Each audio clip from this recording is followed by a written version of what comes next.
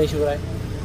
आज या ठिकाणी प्रभाग क्रमांक 7 मध्ये आपले राष्ट्रवादी पक्षाचे अधिकृत उमेदवार हरीश भावळकर आणि दीपिकाताई तांबोळी यांची मुलाखत घेण्यासाठी आपण आलात, त्याबद्दल आपले मी मनपूर्वक आभार व्यक्त करतो आणि आमचे अध्यक्ष यांना मी विनंती करतो की यांनी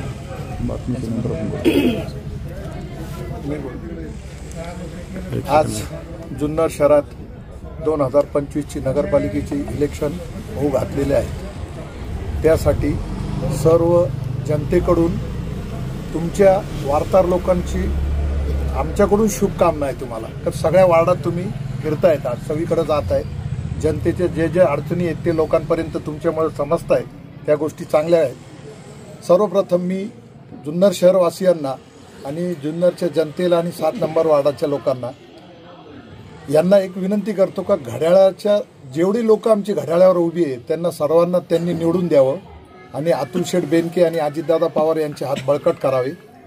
त्याचं कारण साहेब असं आहे की जनतेला मी हा आव्हान का करत आहे, आता तुम्ही 2 दिवस आधीपासून जुन्नर शहरात आहे, तुम्ही सगळीकडे आज नगरपालिकेत होते, बाहेर होते, सगळीकडे काय चाललंय, काय वातावरण चाललंय। जुन्नर तालुक्याचे जे विद्यमान आमदार आहे ते कुठेही लोकांना जनतेच्या विश्वासाला पात्र ठरलेलं नाही। 2 गटात आज भाजप आणि शिवसेनेत किती वादविवाद झालेत हे लोकांनी बघितले। जेव्हा ते आपसात एकमेकांसंगत नाहीये तर ते जनतेसंग कसे आहेत, ते जनतेला न्याय कसे देऊ शकतात। आणि तुम्ही सर्व सुज्ञ आहात, तुम्ही मोठी लोक आहात, तुम्हाला हे जनतेपर्यंत लोकांपर्यंत कळवायचं आहे का आज जुन्नर तालुक्याला न्याय देणारा नेता म्हणजे आदरणीय अतुल शेठ बेनके हाच होऊ शकतो। याचं कारण असं आहे की पूर्ण 10 प्रभागात 20 सीट आम्ही आज उभे केलेले आहे। आमच्या एका नगराध्यक्षाला 5 सीटं होती साहेब, त्यांच्याकडे एक उमेदवार नाही। तुम्ही हा विचार सगळं जनतेने करावा। आणि आज जुन्नर शहरात भावळकर साहेबांबद्दल काय बोलायचं, त्यांनी आयुष्याचा त्याग केलाय, जनतेसाठी काम केलेलं आहे। आता काही लोक प्रश्न विचारतात का ते RSS मध्ये होते, ते भाजपमध्ये होते, तर साहेब आमचं म्हणणं असं आहे का त्या पक्षाने कधी विचार केला यांचा। जो आज भाजपाचा उमेदवार आहे तो उबाटा गटात जाऊन नगरसेवक होतोय आणि तो परत येऊन भाजपाचा निष्ठावान म्हणून त्यांना नगरसेवकाची हे देण्यात येते, पण भावळकरांवर अत्याचार होत आहे। आणि आता त्यांचे कार्यकर्ते विचारतात का भावळकरांनी तत्व सोडलं, अहो पक्षांनी तत्व सोडलंय, भावळकरांनी कुठं सोडलंय।